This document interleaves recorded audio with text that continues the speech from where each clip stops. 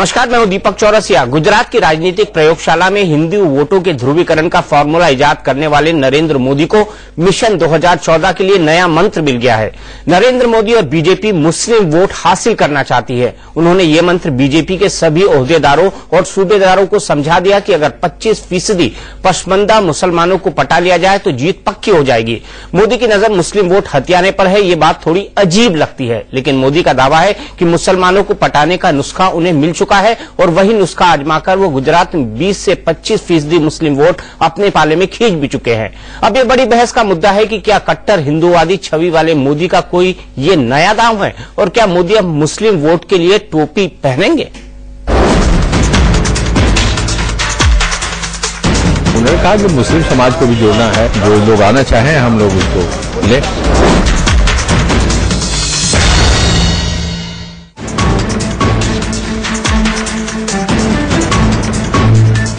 राष्ट्रवादी हिंदू नरेंद्र मोदी अब राष्ट्रीय राजनीति में अल्पसंख्यक वोटों का हिसाब और अहमियत समझने लगे हैं। दिल्ली में बीजेपी पदाधिकारियों की बैठक में मोदी ने समझाया कि अगर 20 से 25% मुस्लिम वोटरों को जोड़ लिया जाए तो 2014 में बीजेपी के लिए दिल्ली दूर नहीं रहेगी। मोदी साहब ने कहा कि जो पसमंदा मुस्लिम है उनको जोड़ने के लिए विशेष प्रयास करने चाहिए। उन्होंने कहा कि मुस्लिम समाज को भी जोड़ना है, जो विलिंग रहे वो उसको जोड़ेंगे। उन्होंने कहा पसमंदा मुस्लिम अगर चाहते हैं तो उनको भी जोड़ेंगे और ऐसे भी हुआ कि मुस्लिम समाज को जोड़ा जाए और जो लोग आना चाहें हम लोग उसको ले। मोदी की नजर गरीब और पिछड़े अल्पसंख्यकों पर है।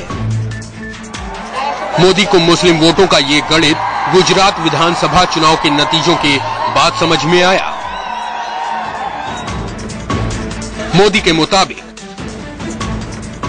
मैंने गुजरात में मुस्लिम समुदाय के लोगों को समझाया कि कांग्रेस ने उनके लिए कुछ नहीं किया है। मुस्लिमों की गरीबी के लिए कांग्रेस ही जिम्मेदार है। इससे गुजरात के मुसलमानों की सोच बदली और बीजेपी को 20 से 25% मुस्लिम वोट मिले। मुस्लिम समाज में भी शिया, सुन्नी, बोहरा जैसे कई तबके हैं जिनकी अलग अलग तरह की समस्याएं हैं। बीजेपी उन समस्याओं को दूर करने का वादा करके उनका विश्वास जीत सकती है। मोदी की ये बातें उनके पुराने मिजाज और छवि से मेल नहीं खाती। ऐसे में सबसे बड़ा सवाल यही है कि 2011 में गुजरात में सद्भावना उपवास के दौरान टोपी पहनने से इनकार कर चुके मोदी क्या बदल गए हैं?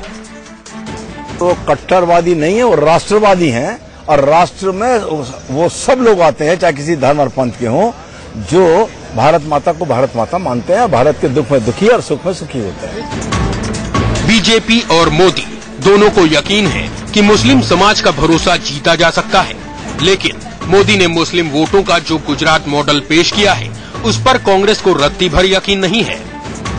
मोदी बहुत से दावे आजकल कर रहे हैं जिसकी कोई हकीकत नहीं है और उनके ऊपर क्या 25% मुसलमान या पसमंदा के मुसलमान आप वोट दे रहे हैं। अब उनका दावा है और हकीकत कहाँ है, आंकड़े कहाँ हैं? जानना चाहिए गुजरात का क्या मॉडल है, कौन सा मॉडल है गुजरात का? गुजरात में वोट देते हैं उनको मुस्लिम कौन कहा?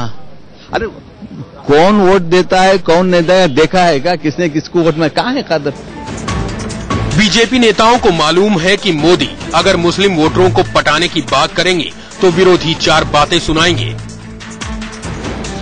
लिहाजा मोदी का बयान आते ही बीजेपी के नेताओं ने हमलावर मुद्रा अख्तियार कर लिया। जो मुसलमान में गरीब लोग हैं उनके बारे में चर्चा करने में आपको आपत्ति क्या है? एक तरफ आप लोग बोलते हैं ये अनदेखा कर रहे हैं मुस्लिम को, जब मुस्लिम का नाम लिया तो कहते हैं मुस्लिम का नाम क्यों लिया? ये किसी बाप का प्रॉपर्टी है क्या? मुसलमान इस देश में समान नागरिक है, उनको भी अधिकार है, उनके बारे में भी हम सोचते रहे, पहले भी आगे भी सोचेंगे। इससे पहले बीजेपी ने मुस्लिमों को कभी वोट के नजरिए से नहीं सोचा। बीजेपी नेताओं ने मान लिया था कि मुस्लिम समुदाय को अपने पाले में करना नामुमकिन है, लेकिन अब बीजेपी के पोस्टर बॉय मोदी को मुस्लिम समाज में 20 से 25% वोट दिख रहा है। ऐसे में सवाल तो उठेंगे ही कि क्या हिंदू राष्ट्रवादी होने पर गर्व करने वाले मोदी की सोच बदल रही है? क्या वो दिल्ली में राज तिलक करवाने के लिए टोपी पहनने को तैयार हैं? यतेंद्र शर्मा के साथ राकेश कुमार सिंह, दिल्ली, इंडिया न्यूज।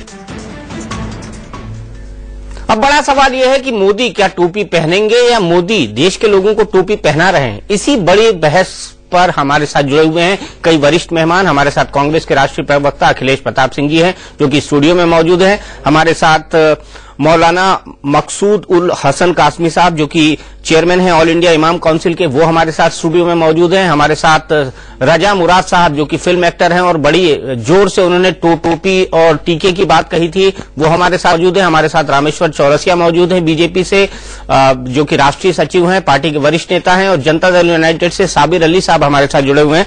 रामेश्वर जी, मोदी जी टोपी पहनेंगे? अब तो 25% मुसलमानों का वोट चाहिए।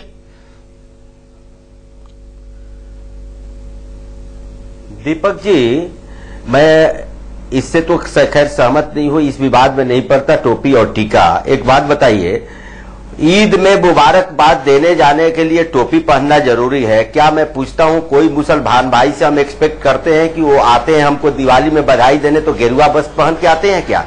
ये नहीं, टीका तो लगवा लेते हैं रामेश्वर जी, टीका तो लगवा लेता है। मेरे कई मुसलमान दोस्त हैं वो टीका भी लगाते हैं और आतिशबाजी भी करते हैं मेरे साथ। एक मिनट, बिल्कुल नहीं, कोई गेरुआ वस्त्र नहीं पहनता, कोई टीका नहीं लगाता। अलग बात है, गेरुआ वस्त्र पहनना अलग बात है, टोपी पहनना अलग बात है। आप बड़े मुद्दे पर जो बहस करा रहे हैं, एक मिनट, ठीक है, एक मिनट। दीपक जी, आपने जो बात कही मैं उस पर आता हूं मेन मुद्दे पे। जहां तक मुस्लिम वोट का सवाल आप कहते हैं मोदी कह रहे हैं, कोई अभी एक बयान देख रहा था, कोई बोल रहा था, पता नहीं, मुझे तो दिख नहीं रहा है कि किस आधार पर करे। मैं आपको बताऊं दीपक जी, ये विकास का जो मॉडल वहां चला विकास, तो हमने भी एक्सपेक्ट नहीं किया था कि इस बार इतनी ज्यादा मुस्लिम समुदाय हमें वोट करेगा। देखिए 32 विधानसभा मुस्लिम बहुल सेट है जहां हम नहीं जीतते थे, इस बार हम उसमें 24 जीते, कांग्रेस मात्र 2 जीती। जो कांग्रेस 17 टिकट दी थी ये देती थी, इस बार 6 दी। दूसरा, सलाया एक म्युनिसिपल कॉरपोरेशन है, वहां की 27 में से 24 सीटें मुस्लिम भाई हमारे जीते हैं भाजपा के टिकट पे, कांग्रेस 2 जीती है। टोटल 181 कॉरपोरेशन और पंचायत में जो दिया मुस्लिम समुदाय, क्योंकि मुस्लिम समुदाय मान चुका है कि जो विकास हुआ है गुजरात में उसमें उस समाज का भी फायदा हुआ है। तो आज विकास की राजनीति है तो हर समाज ये देख रहा है, उसी तरह हमारे मुस्लिम भाई भी देख रहे हैं कि भाई भाजपा जब विकास करेगी तो हमारा भी भला होगा। ये कोई जाति मजहब के लिए मामला नहीं है। चलिए, आप अगर ये बात हमने कही और ये बात छिड़ी और उन्होंने ये बताया कि 25% मुस्लिम भाई हमें वोट दिए और ये सच्चाई है, तो इस सच्चाई से कौन इनकार करेगा? तो इसीलिए इस देश में मैं आपको बताऊं, हमारे यहाँ भी मुस्लिम भाई हमें भी वोट देते हैं, ज्वाइन करते हैं। ये बात कम है कि भाजपा को परसेंटेज वोट कम मिलता है, लेकिन अब एक विकास का, जैसे आपने देखा मध्य प्रदेश में भी जब विकास का दौर चला तो आज बहुत सारे मुसलमान भाई कॉरपोरेशन में, पंचायत में। वहां तो शिवराज जी टोपी पहनते हैं ना, मोदी जी तो टोपी पहनते नहीं है। आपने मेरी बात का जवाब नहीं दिया, मोदी जी का टोपी पहनेंगे अब? देखिए मैं दीपक जी इससे मैं कतई सहमत नहीं हूं कि इसके लिए टोपी पहनने की जरूरत है या उनको गेरुआ वस्त्र पहनने की जरूरत है। ये अपना अपना मजहब है, मजहब को हम राजनीति से, टोपी और टीका ये इबादत की चीज है, ये राजनीति की चीज नहीं है। मैं इस विवाद में कतई नहीं पड़ता, कतई नहीं पड़ते। मौलाना साहब, गेरुआ वस्त्र पहन के आते हैं आप मेरे घर, बताइए, अगर आप गेरुआ वस्त्र पहनेंगे तो वो टोपी लगाएंगे मोदी जी, ये कह रहे हैं हमारे रामेश्वर। मैं आपको ये बात बताता हूँ कि टोपी पहनना ना पहनना, गेरुआ वस्त्र लगाना ना लगाना, ये पॉलिटिक्स है, ये सियासत है, इससे कुछ लेना देना नहीं है। मौलाना आजाद और गांधी जी की बात बताता हूं मैं। गांधी जी और मौलाना आजाद और देश के फ्रीडम फाइटर मौलाना हुसैन मदनी और बड़े बड़े मौलाना जौहर जैसे लोग सब एक साथ रहे और सगे सगे भाइयों के साथ रहे, लेकिन गांधी जी ने कभी टोपी नहीं पहनी। ये सिंबॉलिक चीज है, इससे कुछ होने वाला नहीं है। सवाल यह है कि टोपी पहन करके किसी को खुश करने से क्या फायदा? सवाल यह है कि क्या नरेंद्र मोदी जी ने गांधी का थोड़ा भी रोल प्ले किया क्या गुजरात में? ये कह रहे हैं तरक्की की बात कर रहे हैं, गुजरात में पहले ही से लोग तरक्की याफ्ता है, पहले से डेवलप्ड है। मुसलमान गुजरात का पूरे देश में, पूरी दुनिया में है, कमा रहा है। आपने क्या किया है? कोई आंकड़ा दे सकते हैं आप? मुसलमानों को आपने कितनी नौकरियां दी? और आप कह रहे हैं कि मुसलमान, गुजरात का मुसलमान आपको वोट कर रहा है। गुजरात का मुसलमान भयभीत है, वो दहशतजदा है, वो बहुत ज्यादा परेशान हाल है। क्या नरेंद्र मोदी का जादू कर्नाटक के मुसलमानों पर चला? क्या नरेंद्र मोदी उत्तर प्रदेश में थे? क्या वहां उन्होंने वोट किया? सवाल यह है कि नरेंद्र मोदी जी ने आज तक किया। ये कह रहे हैं कि मुसलमानों को अप्रोच करना, आप क्या लेकर के आए, क्या प्रोग्राम है आपके मुसलमानों के लिए? आपने आज तक कोई प्रोग्राम बनाया? कोई प्रोग्राम नहीं बनाया। और वो भी मैं समझता हूं, ये बार बार जो कहते हैं अप्रोच करना, जब विदेशी लोग इनसे मिलते हैं और कहते हैं कि आप पीएम कैंडिडेट के एम्बिशंस रखते हैं, तो आपका माइनॉरिटी का क्या हाल होगा, आप क्या प्रोग्राम रखते हैं? तो ये बार बार मुझे लगता है कि ये सिर्फ ये कह देते हैं कि माइनॉरिटी से और मुसलमानों से हम अप्रोच करना चाहते हैं, रियल कुछ नहीं करते। ये कहते हैं इनकी दिल्ली में जब माइनॉरिटी की इनकी कॉन्फ्रेंस जलसा होता है तो वहां कहते हैं कि मुसलमानों से आतंकवाद के टैग हटाएंगे, लेकिन जब बडला हाउस के हम एनकाउंटर की ये कहते हैं कि भाई खुदा के वास्ते एक एक मुसलमान पूरे देश का एक छोटी सी डिमांड अपनी जेब में लिए घूम रहा है कि इस पर आतंकवाद का धब्बा लगा हुआ है, इस पर फेयर और फ्रेश आप इंक्वायरी कराइए। और इंक्वायरी हम पाकिस्तान से नहीं कराना चाहते, हम अपने देश की पुलिस से। आप नहीं कर रहे और आपको तो होना चाहिए। ये तो सवाल अखिलेश जी के लिए होना चाहिए। ये तो अखिलेश जी मेरा सवाल ये है, ऑपोजिशन का काम ये है कि सरकार की लूप होल को खोले। इसको क्या मुस्लिम दुश्मनी कहा जाए कि ये इस मामले में भी सरकार की लूप होल खोलने के बजाय दूसरे एक्सट्रीम पे जा रहे हैं? मौलाना साहब, हम दूसरे एक्सट्रीम पे जा रहे हैं। अखिलेश जी, 25% वोट जुटा पाएंगे मोदी साहब अपने पुरानी नीति, वादे, इरादों के चलते? अगर ऐसा कहा जाए तो क्या बीजेपी अपनी आइडियोलॉजी चेंज कर रही है? क्योंकि जो आधार है बीजेपी का, आरएसएस का, वो क्या है सबको पता है। और अगर चेंज कर रही है 75-80 साल के अपने ट्रेंड को, तो एक रात में तो पब्लिक यकीन करेगी नहीं। उसे सालों उस बदली हुई अपनी सोच पे चल के दिखाना होगा, विश्वसनीयता हासिल करनी होगी। अभी 2-3 महीने पहले दिल्ली में मोदी जी मीटिंग की अपनी वर्किंग कमेटी की। उन्होंने बोला कि एक विजन डॉक्यूमेंट लाएंगे हम अल्पसंख्यक भाइयों के लिए। दिल्ली में बोल के गए, बाकायदा खूब गरज के गए, खूब ठीक से बताया, माइनॉरिटीज के दर्द दिल में था उनके।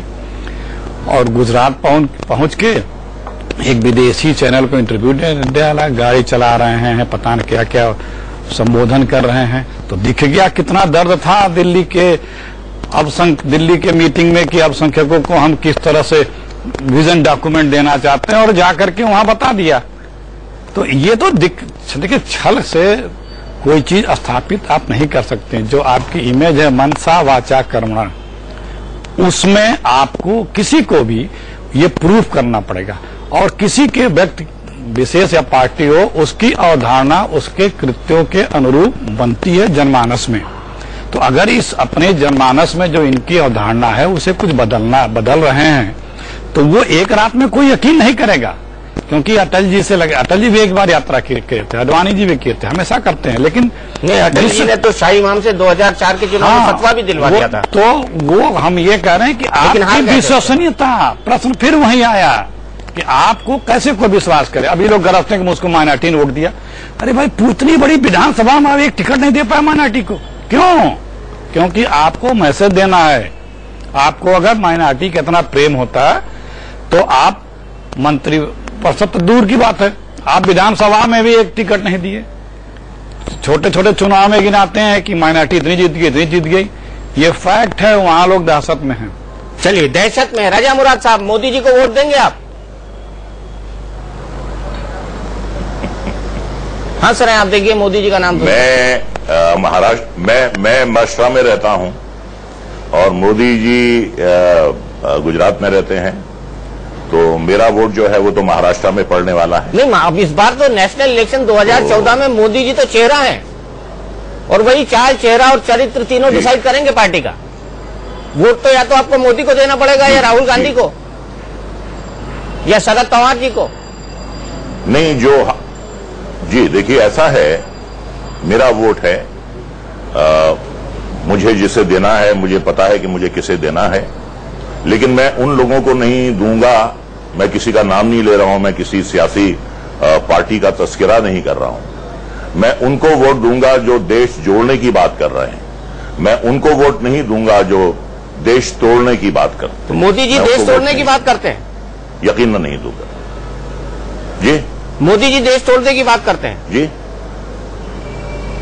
मैं ये मानूं मोदी जी देश तोड़ने की बात करते हैं? एक बार कह रहा हूं, नहीं जी, मोदी जी देश तोड़ने की बात करते हैं जी?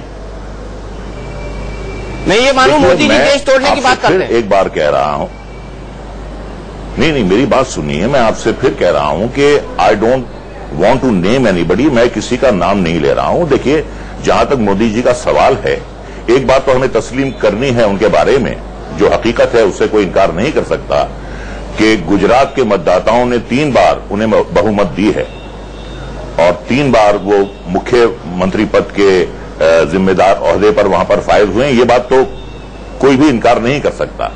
लेकिन मैं सिर्फ ये कहना चाहता हूं कि जो हिंदुस्तान की आबादी है वो तकरीबन 125 करोड़ की है और गुजरात की आबादी 6 करोड़ की है। तो अभी उन्हें 121 करोड़ देशवासियों के दिल में जगह बनानी होगी। यकीनन गुजरात जो है हिंदुस्तान का, भारतवर्ष का एक मजबूत हिस्सा है, लेकिन सितारों से आगे जहां और भी हैं, अभी इश्क के इम्तिहान और भी हैं। अभी इश्क के इम्तिहान और भी हैं। साबिर अली साहब, टोपी पहनेंगे मोदी जी बिहार आकर जी या पहनाएंगे? हाँ दीपक जी, ये चर्चा तो चूंकि आप बड़े पत्रकार हैं, आप जिससे चाहे डायरेक्ट पूछ सकते हैं और मैं समझता हूं कि आप कैपेबल भी हैं इस की पूछ सकते हैं, जिसका सवाल हो उससे डायरेक्ट पूछ सकते हैं। लेकिन सियासत में लोग रोज बरोज घंटे घंटे अपने पायदान को बदलेंगे, ये देखने को मिल रहा है।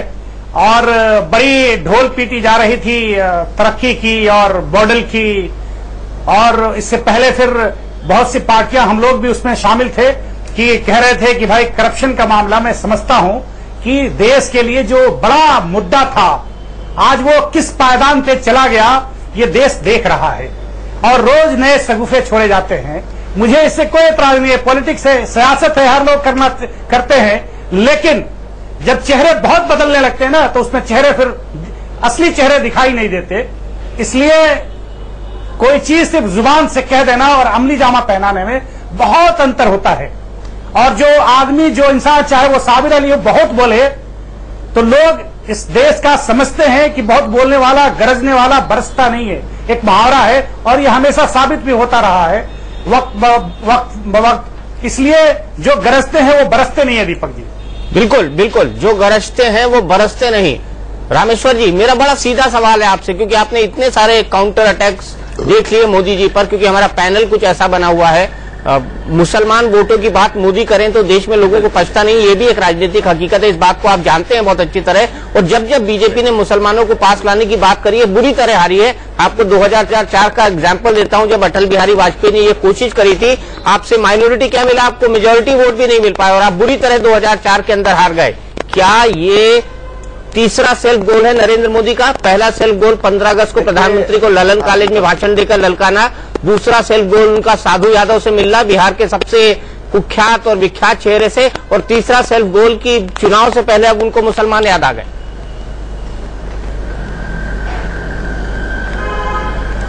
दीपक जी, मैं जवाब दूं इसके पहले मौलाना साहब बोल रहे थे, मैं नाम तो नहीं जानता उनका, दिलेरा मुझे, मौलाना मैं उनको एक जानकारी दे दूं। वो बोल रहे थे कि किया क्या मौलाना साहब पिछले 12 साल मौलाना काजमी जी, मैं सुन रहा हूं, क्या नाम बताए?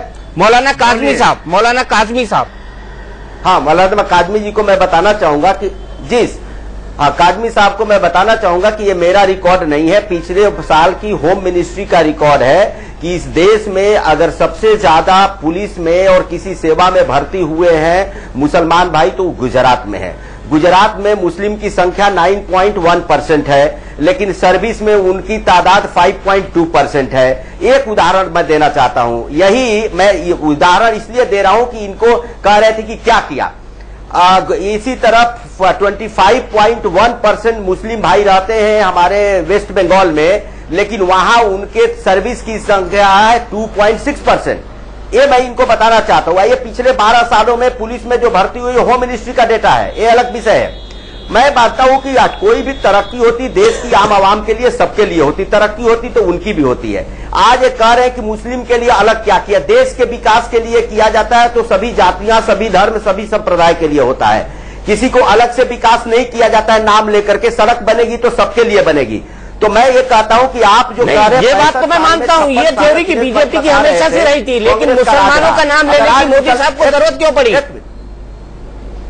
मुझे बताइए ना, मुसलमानों का नाम और मुसलमानों का वोट कहने की बात मोदी साहब को जरूरत क्या पड़ी? मैं चाहता हूं कि आज भी बिल्कुल देखिए दीपक जी, आज अगर 65 साल में 55 साल कांग्रेस का राज रहा, मुसलमानों की स्थिति खराब हुई तो उसके लिए हम जिम्मेवार है कि कांग्रेस जिम्मेवार है? नाम की नहीं, हम ये बताना चाहते हैं कि देखो भैया, देश में विकास होगा तो सभी सुरक्षित रहेंगे, और मुस्लिम हो, हिंदू हो, सिख ईसाई हो, जो इस देश में इस देश का वासी है, सबका विकास होगा, तभी देश का विकास होगा। एक वर्ग को छोड़ के देश का विकास ठीक है, अखिलेश जी, विकास नहीं होता। चौरसिया साहब राज्यों का विकास जब तक रुका हुआ था। रामेश्वर भाई जरा ये बताइए, सेंटर से माइनॉरिटी के स्टूडेंट्स के लिए जो वजीफों की रकम पहुंची थी वो आज तक आपने नहीं बांटी और उसको वापस कर दिया। वली दक्कनी की जो वहां पर फसाद हुए थे तो वहां दरगाहें और वो टूट गई थी, बावजूद के कोर्ट के आर्डर के आपने उनको नहीं बनाया, उनको रीबिल्ड नहीं किया। वली दक्कनी जो वहां के बहुत बड़े शायर हैं, वली गुजराती, बहुत बड़े पोएट हैं जिन्होंने नाम गुजरात का रोशन किया, उनकी भी आपने कोर्ट के बार बार कहने के बावजूद भी आपने उसको रीबिल्ड दोबारा तामीर करने की जहमत नहीं की। चलिए आप माइनॉरिटी के लिए क्या कर रहे हैं? रामेश्वर जी बता दीजिए, फिर मैं कांग्रेस पर आऊंगा क्योंकि आपने कांग्रेस पर सीधा आरोप जड़ा है। जी काजमी साहब, मैं तो यही आपसे, आप पूरा देश घूमते होंगे, मैं यही आग्रह करूंगा, आप जाकर के गुजरात में मुस्लिम भाइयों, उनके इलाके में उनके तरक्की की बात पिछले 10 साल की मैं बता रहा हूं, पिछला छोड़ दीजिए, वो भी थे, और वही जाकर के वेस्ट बंगाल, यूपी और बिहार, जहां वोट के सियासतदान मजहबी चीजों का, जुमला का उपयोग करते हैं, वोट बैंक जिन्होंने बना रखा है, वहां जाके उनकी स्थिति आप देख लीजिए, आपको समझ में आ जाएगा। हम बताने आपको, हम इस मामले में कांग्रेस को भी जिम्मेदार मानते हैं। हम ये मानते हैं कि कांग्रेस और बीजेपी दोनों ने इस देश की पिछड़ती हुई मुस्लिम आबादी के लिए कुछ नहीं किया। सेक्टर कमेटी, इसके लिए हम ये मानते हैं पूरी बात, कांग्रेस ने भी कुछ नहीं किया। कांग्रेस से भी झूठे वादे किए हैं।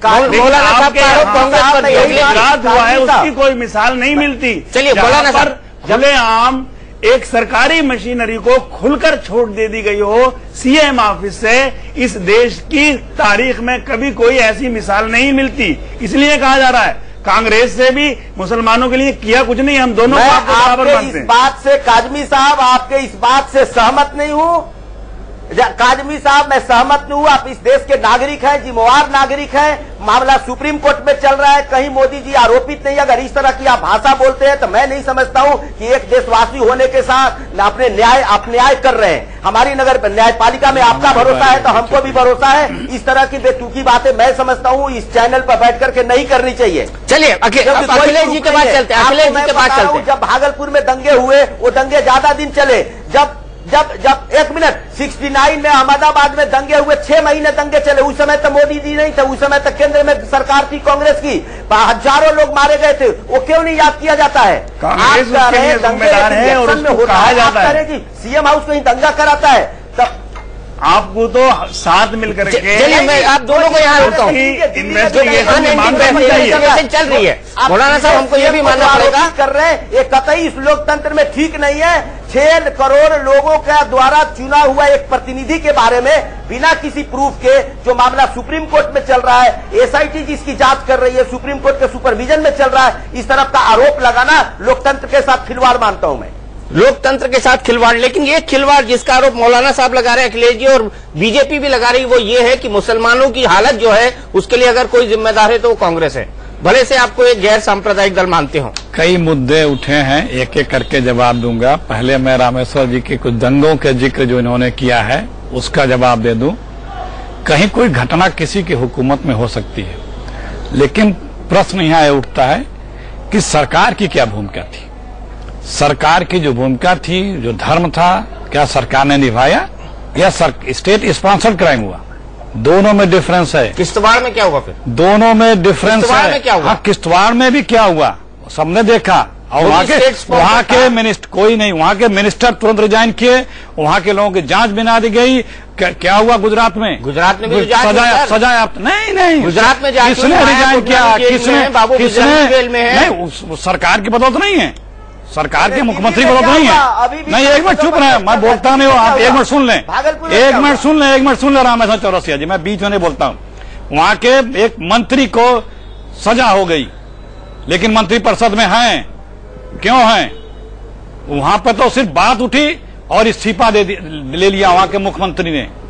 वो मुकाबला बराबर नहीं हो सकती। आप नहीं, फिर दूसरी बात करें, उनको स्टे मिल गया, नहीं, स्टे हो गया तो उससे क्या हुआ? स्टे मिला तो उससे क्या हुआ? और वो दंगों का नहीं, इलीगल माइनिंग का मामला है। जिसका भी हो, कन्विक्टेड तो है, सजा तो हो गई।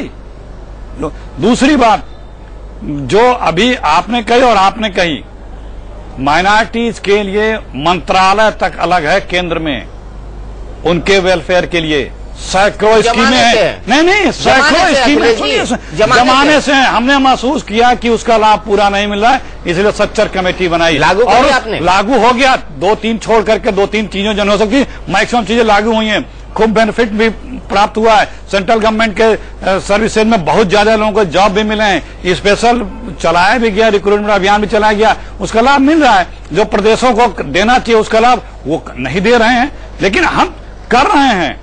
इतनी स्कीमें हैं, बच्चों की पढ़ाई से लेकर, बच्चियों की पढ़ाई से लेकर के हर तरह की स्कीमें किया जा रहा है। ये कोई नहीं कह सकता कि हम नहीं कर रहे हैं, सबके लिए कर रहे हैं, इनके लिए भी कर रहे हैं। हमारे लिए दर्द इनके लिए भी है, सबके लिए भी है। चौथी बात, जो बार बार ये कहा जा रहा है कि मोदी जी, फलाने जी, बीजेपी जी अल्पसंख्यकों का आउट। भाई मैंने पहले भी एक लफ्ज यूज किया, विश्वसनीयता। वही असली चीज रहती है। आज जो कांग्रेस की विश्वसनीयता है, ठीक है, राजनीति में वोट कभी कोई किसी को देता रहता है, लेकिन हर धर्म जात का आदमी हम में आस्था रखता है, हमसे उम्मीद करता है। हर गाड़े वक्त पे हमारे तरफ नजर उठा के देखता है, किसी व्यक्ति से, इसी पार्टी से उम्मीद है। और हमारे फ्रेम में हर कोई है। जितने लोग हिंदुस्तान की धरती पे कहीं नहीं, 65 साल में नहीं, कोई देखिए जितना रकम सबकी हुई है। दीपक जी, $1 होता था, 63 रुपए 50 पैसे में पहुंच गया। दीपक जी देखिए, अभी इस भाषण में अभी एक गिनाना शुरू करूंगा। 2004 में 4.5 लाख करोड़ का केंद्र का बजट था। हाँ, आज के 2013 में 16,65,000 करोड़ का केंद्र का बजट है। आज हम दुनिया में तीसरी लार्जेस्ट इकोनॉमी है। ये सब भी हकीकत है। हम एक दिन मैन पावर थे। आज ड्यू टू कांग्रेस और राजीव गांधी हम माइंड पावर हैं दुनिया में। लोहा मना रहा है यहाँ का नौजवान, पूरे दुनिया को दिखा रहा है कि हमारे में वो बौद्धिक मेधा है कि जो दुनिया को हर फील्ड में अपना वर्चस्व दिखा रहा है। ये किसकी बदौलत है?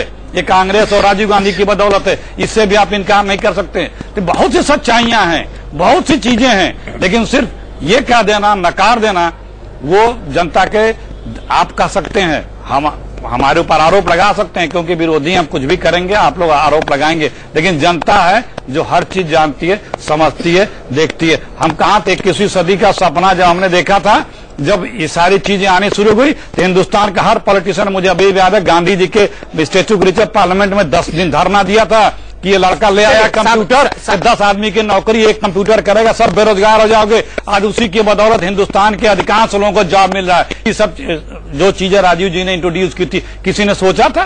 किसी ने लाया था? साबिर अली जी के पास चलते हैं। साबिर अली जी, एक तरफ कांग्रेस है, एक तरफ बीजेपी, एक तरफ आप जैसे लोग हैं जो पसमंदा मुसलमानों की बात करते हैं। अब नीतीश कुमार की वही बात नरेंद्र मोदी कर रहे हैं। क्यों? क्या राजनीति नजर आ रही है इसके पीछे? देखिए दीपक जी, दो बातें हैं। एक तो बात कह देना और एक हकीकत में उसको तब्दील कर देना, उसको प्लेटफॉर्म पे लाके उसको इम्प्लीमेंट करना। मेरा 2 सवाल है। मैं सदन में 2 बार इस बात को चर्चा में लाया।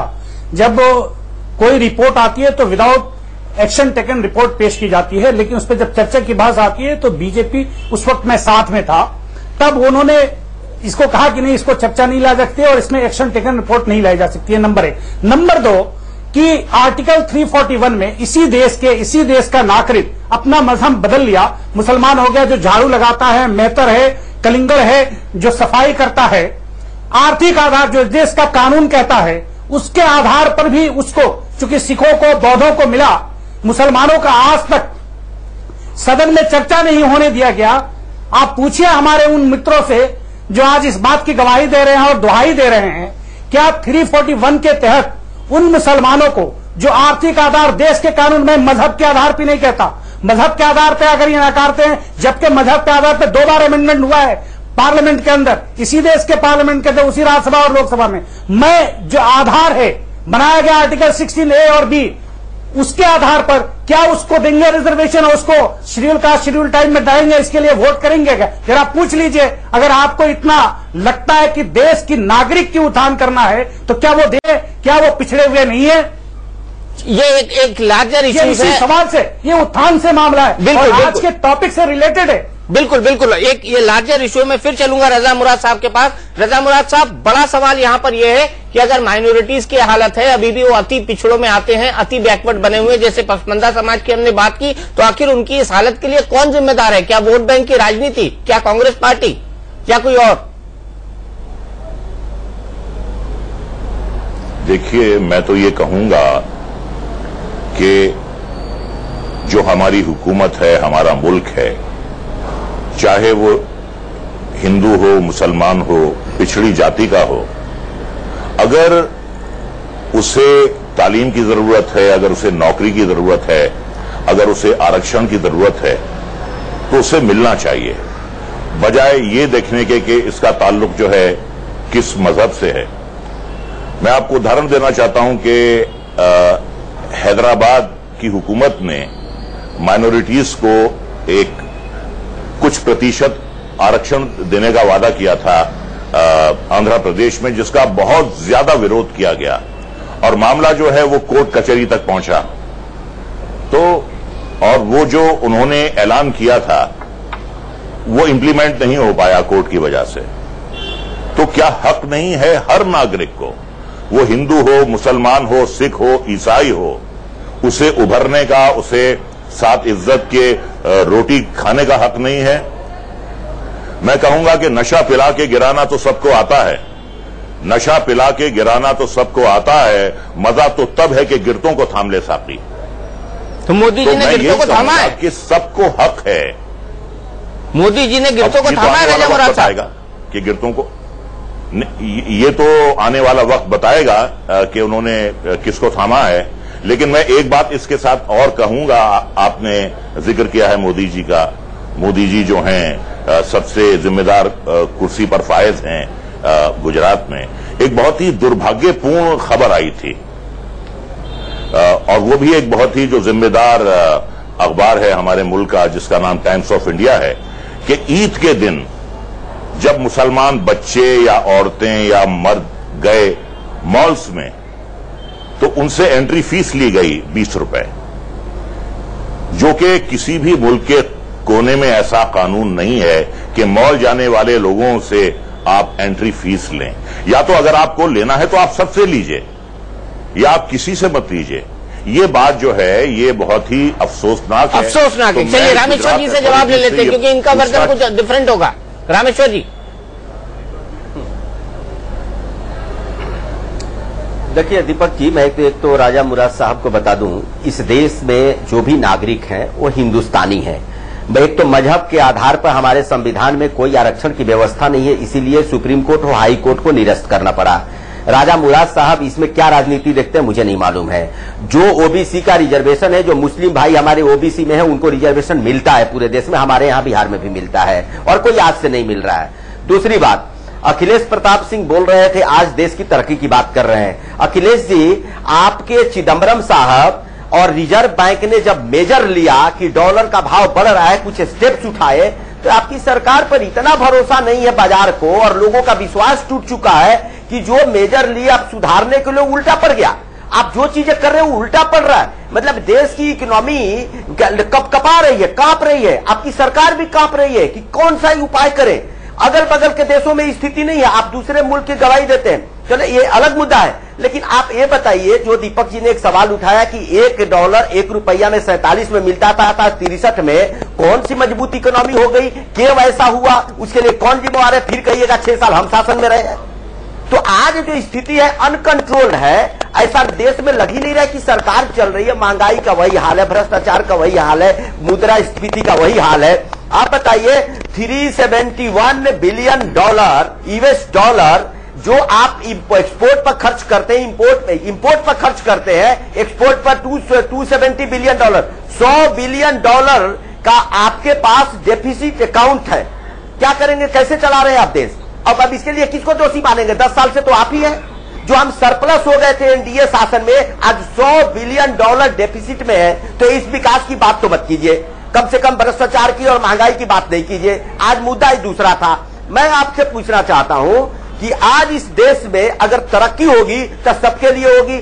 वोट बैंक समझा गया 55 साल 65 साल तक मुस्लिम भाइयों को या दलित भाइयों को। अरे गरीब गरीब होता है। अरे आप भी तो वोट बैंक समझते हैं रामेश्वर जी, इसीलिए मोदी जी को कहना पड़ा। इसमें सिर्फ वोट नजर नहीं आता है रामेश्वर जी, इसीलिए तो 25% पिछड़े मुसलमानों के वोट की बात कर रहे हैं मोदी जी। ये अखिलेश जी नहीं कह रहे हैं, ये आपके नेता नरेंद्र मोदी कह रहे हैं। बिल्कुल, अगर सब कुछ हर कोई हिंदुस्तानी है, मुसलमान भी हिंदुस्तानी है, मैं भी आपकी इस बात मानता हूँ, तो हिंदुस्तानियों को तो अपील कर दी आपने। जो पिछड़े मुस्लिम थे उसको भी हमने अगली कतार में खड़ा कर दिया है जी।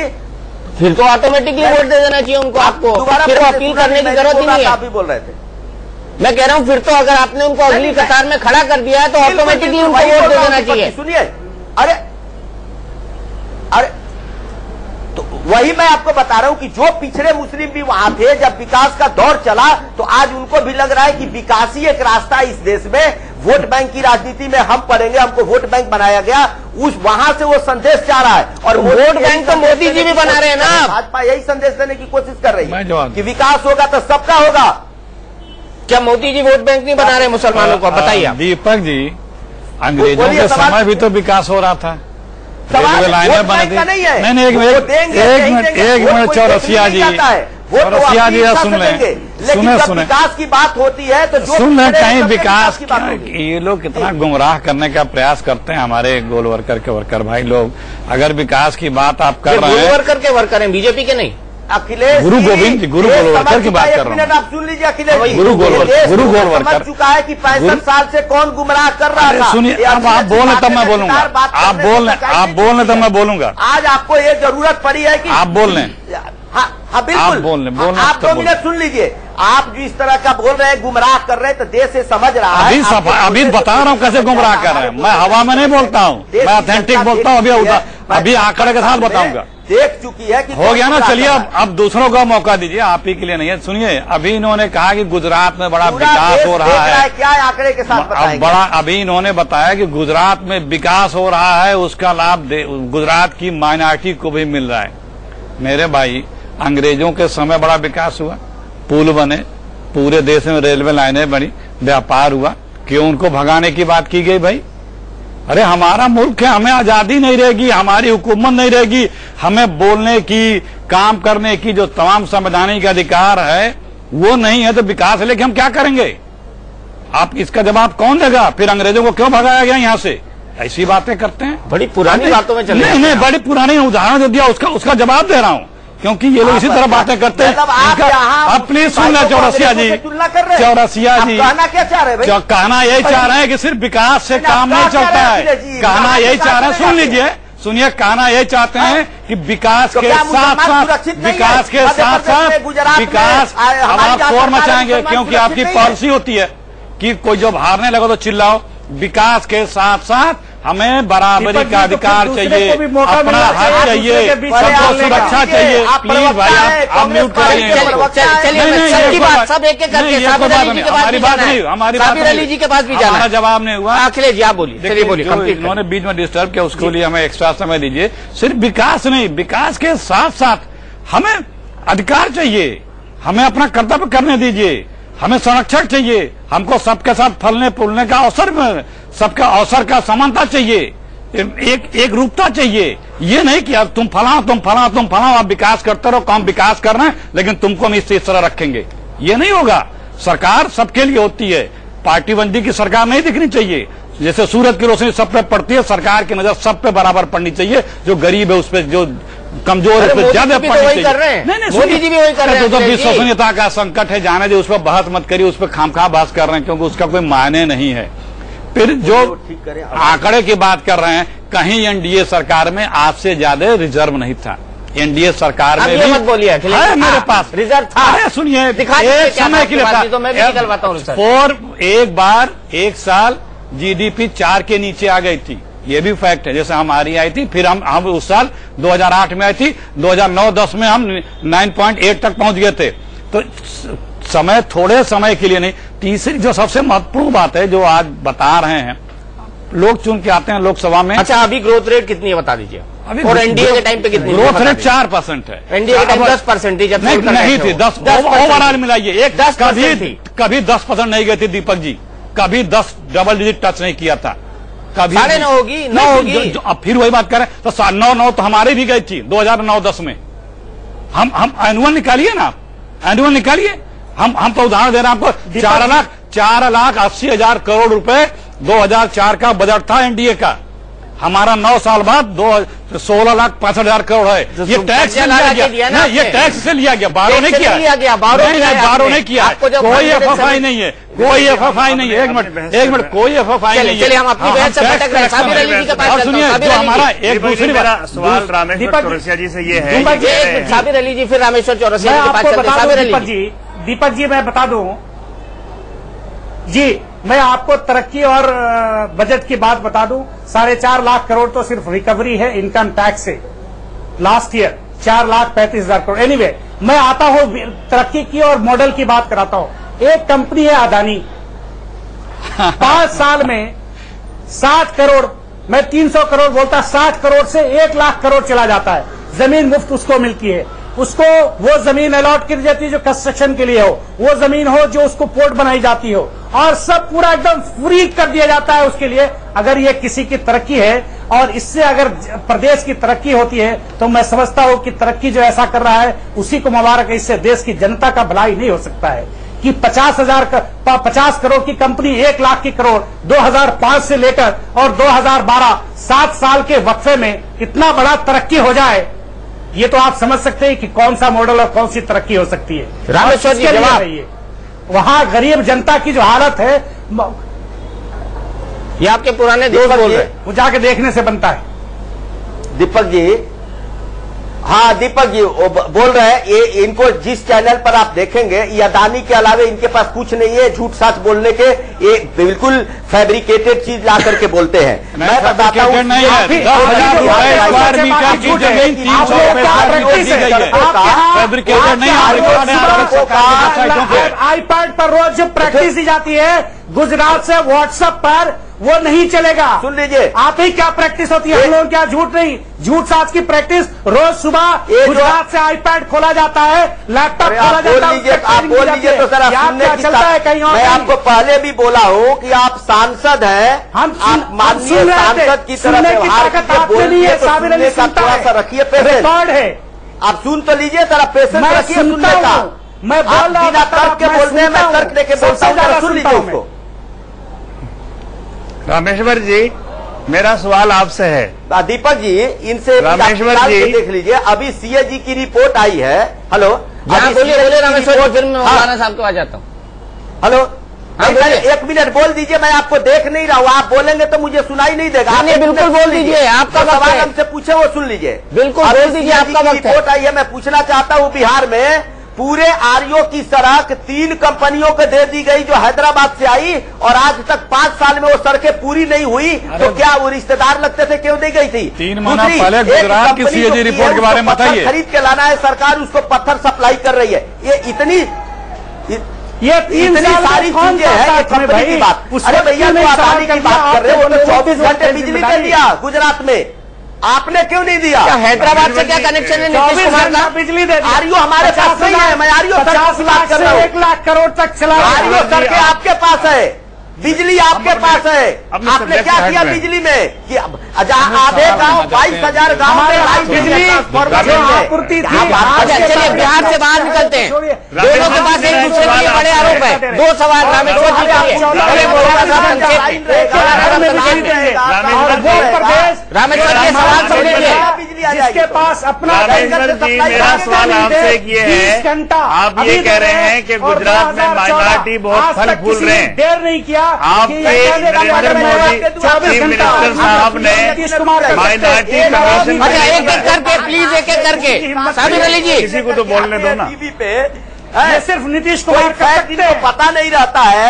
बिहार में मुख्यमंत्री कह रहे हैं कि 22,000 गांवों में तार और पोल नहीं है। ये उसी पार्टी के सांसद हैं, इनको इतनी जानकारी नहीं है। करते थे रामेश्वर जी, बिहार मॉडल फेल है गवर्नेंस का। रामेश्वर जी, क्या बिहार का गवर्नेंस मॉडल फेल है? घूमता हूँ, आप एक छोटा विधानसभा घूमते हो, मैं 10 जिला घूमता हूँ, और आपसे ज्यादा आप दिल्ली में रहते, मैं बिहार में ज्यादा रहता हूँ, आपसे ज्यादा भाई किसी और को अंदाजा नहीं। अच्छा, एक मिनट, मेरे पास वक्त कम है, मैं ओवर शूट करूं उससे पहले मौलाना साहब बड़े संक्षेप में एक सवाल रामेश्वर चौरसिया से। रामेश्वर जी, अदब के साथ मैं आपसे अर्ज कर रहा हूँ, आप हम सब्जेक्ट से हट रहे हैं। आप ये कह रहे थे कि गुजरात में माइनॉरिटी स्पेशली मुस्लिम बहुत फल फूल रहे हैं। क्या गुजरात में जब से नरेंद्र मोदी जी आए हैं, क्या वहां माइनॉरिटी कमीशन बनाया गया? क्या वहां उर्दू अकेडमी है? हालांकि इन चीजों से कुछ ज्यादा फायदा नहीं होता, लेकिन ये एक सिंबॉलिक है और इससे पता लगता है कि वहां की सरकार मुस्लिम्स के लिए कुछ कर रही है। लेकिन आपने माइनॉरिटी कमीशन भी नहीं बनाई, जहां की जिस स्टेट से लोग लोकायुक्त बनते हुए थर्रा रहे हों, लोकायुक्त नहीं बनना चाहते। चलिए, सियासत वाले सवाल है मौलाना साहब, जवाब लूंगा अखिलेश जी। आप माइनॉरिटी कमीशन के चेयरमैन क्यों नहीं बनाते हैं वहां? नहीं, देखिए दीपक जी, असली बात होती है विचारधारा। बीजेपी को एक मिनट, दोनों जवाब आप एक साथ दे देना, 2 मिनट रहेंगे आपके पास बिना इंटरप्शन के। अखिलेश जी, बीजेपी को गवर्न करती है आरएसएस। बीजेपी क्यों किसी कॉन्स्टिट्यूशनल अथॉरिटीज को नहीं मानती है? क्योंकि आरएसएस जो संस्था है, जहां तक हमें पता है, अगर हम गलत हो तो हमें हमारी जानकारी बढ़ा देंगे रामेश्वर जी, वो क्या है, उसमें उसका क्या प्रोसेस है, वो कौन सी संस्था है, उसका मैनिफेस्टो क्या है, उसका एजेंडा क्या है, उसका संविधान क्या है, उसमें अब लोगों के पदाधिकारियों का चयन का तरीका क्या है, तो वो 1 मैन आर्मी के तरफ से बीजेपी रूल करती है। गुजरात में चाहे कहीं भी हम ही सब कुछ हैं ना, यहाँ कोई संवैधानिक संस्था चाहिए। सवाल क्या है? वही तो मैंने कहा ना, ये तो मैं कह रहा हूँ, संवैधानिक संस्था नहीं चाहिए। एक व्यक्ति विशेष की विचारधारा मन में जो कहे वही चलती, वही चाहिए बीजेपी को। क्यों? जो संविधान के तमाम व्यवस्थाएं हैं वो क्यों नहीं होंगी, उसको क्यों नहीं मानते हैं, ये उसके तहत क्यों नहीं चलते हैं? यही महत्वपूर्ण सवाल है। और आज यही कारण है, ने संविधान की शपथ ली थी ना 3 बार। आप मुझे बताइए कहाँ वो संविधान के रास्ते से हटे? नहीं, आप बताइए ना, अगर संविधान को नहीं मानते तो कहाँ हट गए अटल बिहारी वाजपेयी? अटल बिहारी वाजपेयी जी के कहने के बाद भी उन्होंने गुजरात सरकार पे क्या कार्रवाई की जब उनको पता था? चलिए रामेश्वर जी, क्लोजिंग कमेंट आपका यहाँ पर। हाँ, मेरा बड़ा सीधा सवाल, क्या मोदी जी टोपी? एक तो मैं मौलाना साहब का जवाब दे दूं। मौलाना साहब, जब माइनॉरिटी कमीशन के लोग मिलने गए थे मोदी जी से, ये बात हुई तो मोदी जी ने साफ बोला था कि न मैं माइनॉरिटी के लिए काम करता हूं, न मेजोरिटी के लिए करता हूं, मैं 6 करोड़ गुजरात वासियों के लिए करता हूं। दूसरा, अखिलेश भाई जो बोल रहे थे, माइनॉरिटी क्यों याद आ रही है? चलाता है, अब मुसलमान क्यों याद आ रहे हैं? एक एनजीओ की अब मुसलमान क्यों याद आ रहे हैं रामेश्वर जी? दूसरी बात, सवाल का जवाब दीजिए, आप मुसलमान क्यों याद आ रहे हैं? चलाता है, संस्था है, पसमंदा क्यों याद आ रहे हैं? रामेश्वर जी जवाब दीजिए। कांग्रेस सवाल आपने खड़ा किया, सवाल आपने खड़ा किया ना, संवैधानिक संस्था की तो 124 करोड़ देशवासियों के लिए काम करिए, फिर पसमंदा समाज क्यों याद आ रहा है? आज भी डिस्टर्ब कर दिया उनकी आवाज का। माफ कीजिएगा, बड़े क्रूशियल सवाल पर रामेश्वर चौरसिया जी चले गए, लेकिन ये सवाल हमेशा बने रहेगा कि 6 करोड़ गुजरातियों की बात करने वाले, 124 करोड़ हिंदुस्तानियों की बात करने वाले नरेंद्र मोदी को आखिरकार चुनाव के वक्त और भारत के प्रधानमंत्री बनने की रेस में आतुर नरेंद्र मोदी को चुनाव के वक्त आखिरकार अल्पसंख्यक समुदाय के पसमंदा मुसलमान क्यों याद आ रहे हैं? क्योंकि चुनाव के दौरान उनको इस सवाल का जवाब देना होगा। इंडिया न्यूज पर खबरों का सिलसिला लगातार जारी है। सबका बहुत बहुत शुक्रिया।